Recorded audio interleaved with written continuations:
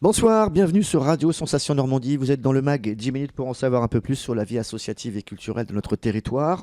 La Normandie dans ses grandes largeurs. Aujourd'hui, on va sortir de notre zone du département de l'Eure pour se projeter vers le pays d'Alençon et même déborder un peu sur la Sarthe pour s'intéresser au cyclisme avec un grand connaisseur ô combien de la petite reine, c'est Yvan Bonduel. Bonsoir.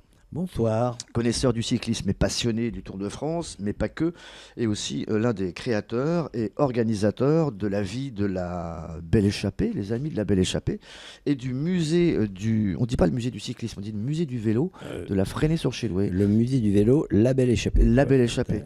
La Fresnay-sur-Chéloué. On peut situer la Fresnay-sur-Chéloué pour les gens qui sont dans notre secteur surbernais et dans le département de l'Eure. Comment on peut y accéder facilement? La Fresnay-sur-Chéloué, c'est situé entre Alençon et Mamers, on va dire, ou entre Alençon et Mortagne. D'accord. Ok. Sur la Nationale 12, entre Alençon et Mortagne. Voilà, c'est le plus simple. D'accord. Ce musée date de quelle année, la création? 2000. 2000. On est donc dans la 18e année. D'accord. Pourquoi? Question toute bête. Pourquoi avoir voulu créer ce musée là où il n'y avait pas en fait d'institution prédestinée pour pouvoir accueillir la passion du vélo telle que vous la concevez? Vous vous êtes dit, à force d'amasser des choses, il va falloir que je les range quelque part. J'ai plus de place chez moi, en gros. Et pourquoi pas se lancer dans la conception de ce musée? Est-ce que c'est l'origine en tout cas de cette passion? Est-ce qu'il y avait d'autres personnes qui vous ont aidé? Comment ça s'est passé? Non, ça ne s'est pas passé tout à fait comme ça, justement. Comme beaucoup de collectionneurs, vous savez, c'est un rêve finalement d'arriver à faire un musée. Moi aussi, j'y pensais, mais en fait, on est venu me le proposer. Donc depuis plus de 40 ans, je fais des expositions partout en France. Partout, et même à l'étranger, puisque j'en ai fait à Copenhague, à Lausanne et même à bien d'autres endroits.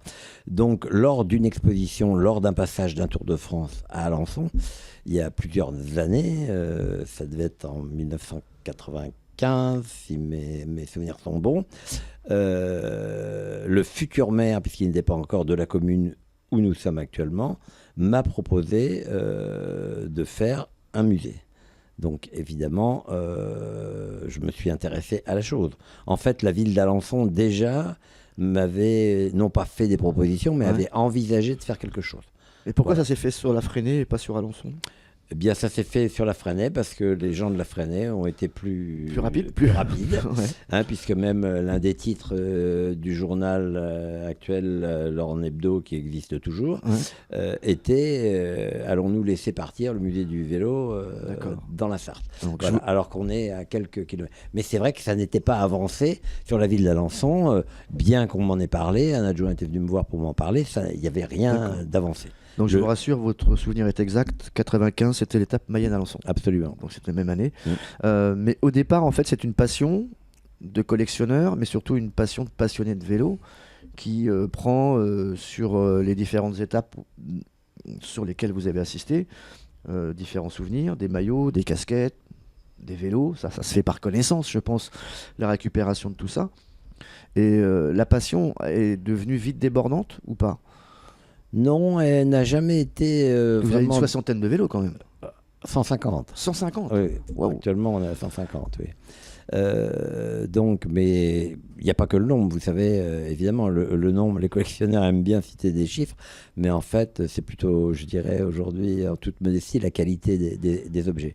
Et voilà, c'est vrai que la passion, mais surtout ma passion du vélo, du Tour de France, c'était surtout de me montrer. Je n'étais pas un collectionneur à avoir dans des placards, ça ne m'intéresse pas.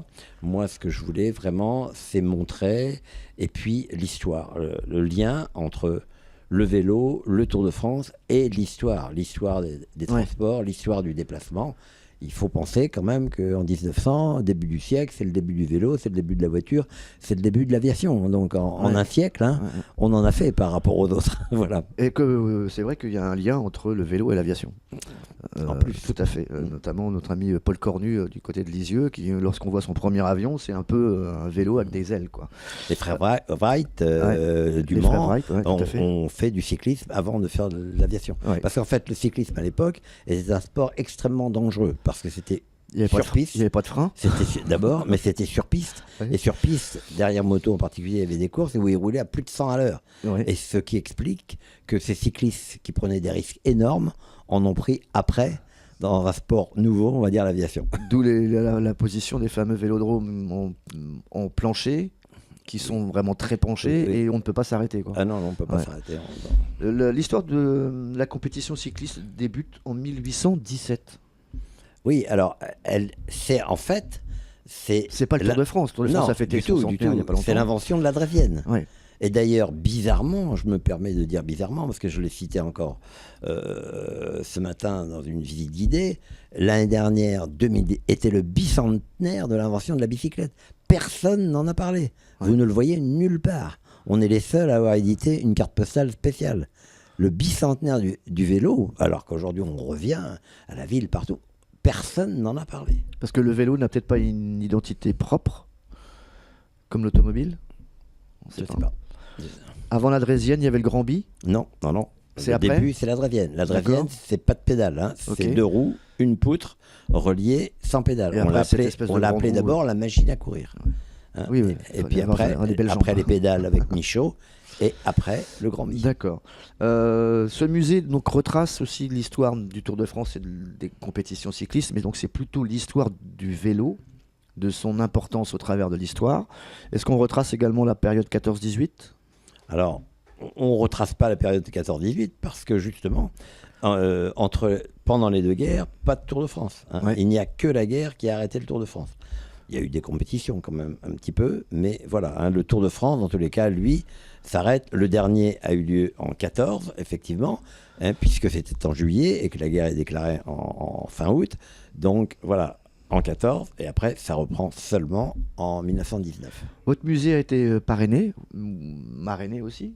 Il y a Laurence Le Boucher Alors, et, Laurence Le Boucher en est la marraine et Laurent Brochard, en est le parrain. qui sont donc, pour ceux qui ne Qui sont sont- pas au fait du sport régional, un peu des régionaux de l'étape, puisque à fait. Laurence est natif d'Alençon. Également, non, la même chose, Saint-Léonard-des-Bois. Ils sont Oui, de non, Saint-Léonard-des-Bois on parle tous les de deux. façon parisienne. Oui, oui.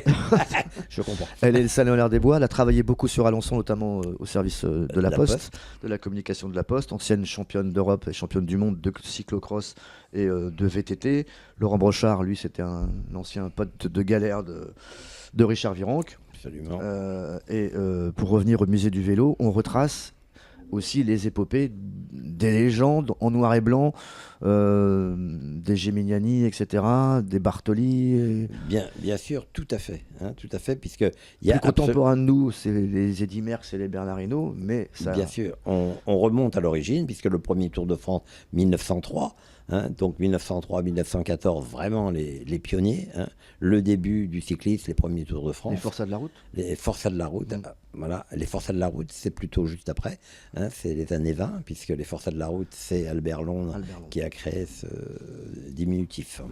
Alors 600 mètres carrés, est-ce que ça vous va ou est-ce que vous vous sentez encore un peu à l'étroit ? Non, qu'on va élargir nous sommes un peu à l'étroit. Nous sommes un peu à l'étroit, bien sûr.